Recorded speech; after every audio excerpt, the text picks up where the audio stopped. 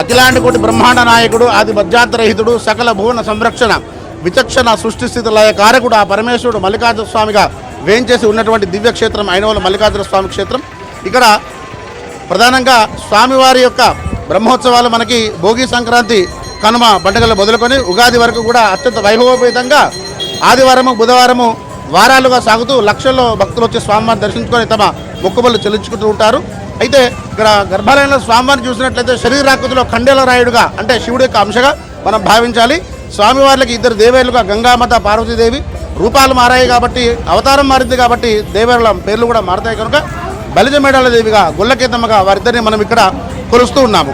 దాని తర్వాత 9వ శతాబ్దంలో ఈ ప్రతిష్ట అయిపోయిన తర్వాత 11వ శతాబ్దంలో మళ్ళీ కాకతీయులు ఈ ఆలయాన్ని సందర్శించి శివుడే కానీ శరీరాకృతిలో మనం ముట్టుకోవడానికి వీలేదు కాబట్టి గర్భాలయంలో మళ్ళీ లింగ ప్రతిష్టాపన చేసిన తర్వాత తనని అభిషేకం చేస్తూ ముట్టుకొని భక్తులు తరించవచ్చు అనే